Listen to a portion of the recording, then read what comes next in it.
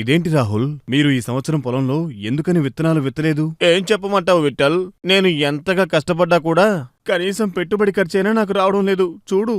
అదేంటి, నీ భూమి నా భూమి ఒకే రకం కదా, అలాంటప్పుడు నువ్వు ఆ మాట ఎలా అంటావు?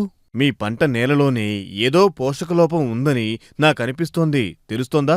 దయచేసి ఏదైనా ఒక పరిష్కారం ఉంటే నువ్వే నాతో చెప్పు. పరిష్కారం ఉంది, ట్రైబోనిక్స్ అగ్రి ఎక్స్పర్ట్ ప్రైవేట్ లిమిటెడ్ వారి న్యూట్రాన్ సొల్యూషన్. అలాగా, దానిలో అంత ప్రత్యేకత ఏముంది?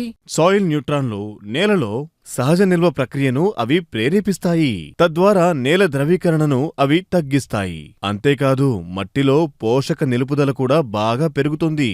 తద్వారా పంటలకు పోషక లభ్యతను సమతుల్యం చేయడంలో ఎంతగానో సహాయపడుతుంది.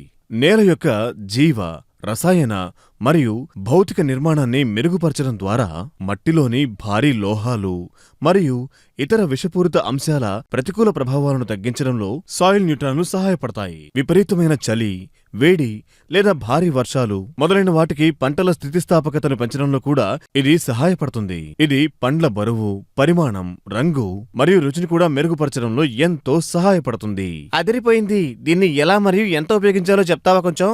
మీరు ఎకరానికి 1 నుండి 2 లీటర్లు లేదా లీటర్ నీటికి 2 మిల్లీలీటర్ల చొప్పున ఏ రకమైన సేంద్రియ లేదా రసాయన ఎరువులు కలిగిన బిందు సేద్యం లేదా డ్రిప్ ద్వారా లేదా ఆకులకు పోయడం ద్వారా ఉపయోగించవచ్చు.